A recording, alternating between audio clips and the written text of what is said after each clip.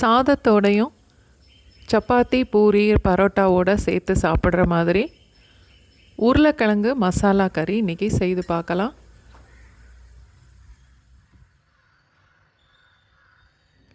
Medium சைஸில் 3 இல்லை 4 உருளைக்கிழங்கு கட் பண்ணி குக்கரில் போட்டுட்டு கொஞ்சம் தண்ணியும் சேர்த்து குக்கரில் 2 விசில் வச்சா போதும்.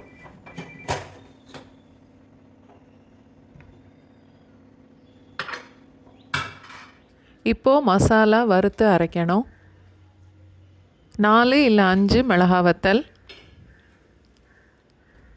1 டேபிள் ஸ்பூன் மல்லி, 4-5 துண்டு பட்டை, 2 கிராம்பு, 2 ஏலக்காய், பாதி ஸ்டார் அனைஸ், சின்னதாக 2-3 துண்டு கல்பாசி, 5 இல்லை 6 முந்திரி பருப்பு.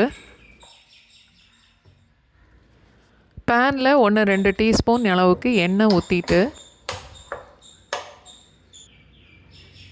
ஃபஸ்ட்டு மிளகா வத்தலும் மல்லியும் மட்டும் சேர்த்து 1 நிமிஷம் வரைக்கும் வறுக்கணும்.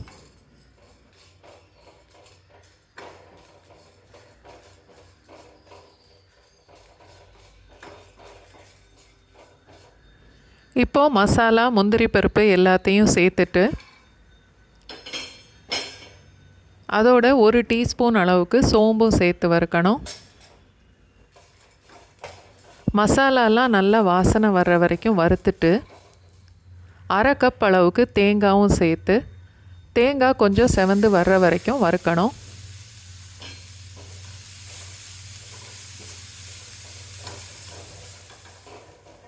வறுத்த மசாலாவை நல்லா ஆற வச்சு மிக்சியில் நல்லா நைஸாக அரைச்சி எடுத்துக்கணும்.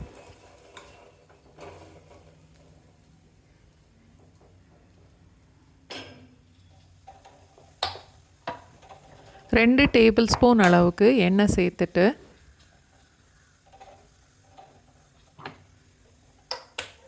தாளிக்கிறதுக்கு 1 டீஸ்பூன் கடுகு,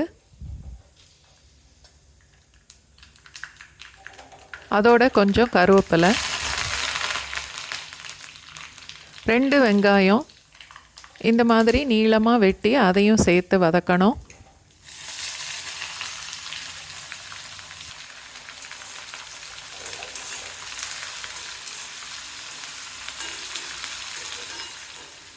வெங்காயம் கொஞ்சம் செவக்கிற வரைக்கும் வதக்கணும்.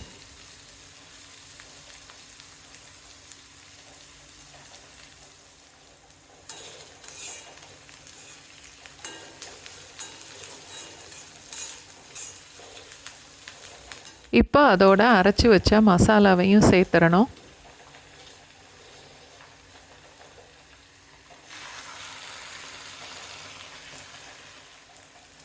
தேவையான அளவுக்கு உப்பு, 1/4 டீஸ்பூன் அளவுக்கு மஞ்சத்தூள்,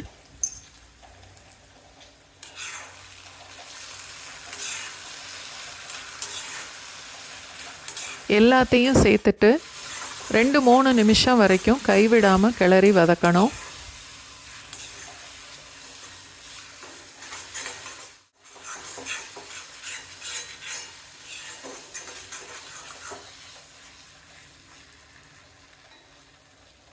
இப்போது வேக வச்ச உருளைக்கிழங்க தோல் எடுத்துட்டு இந்த மாதிரி கட் பண்ணி மசாலாவோட சேர்த்துடணும். அதோட 1 கப் அளவுக்கு தண்ணியும் சேர்த்துட்டு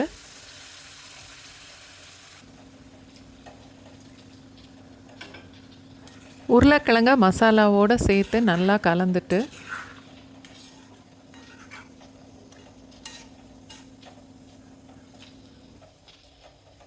மூடி போட்டு லோ ஃப்ளேமில் 2-3 நிமிஷம் வரைக்கும் கொதிக்க விடணும்.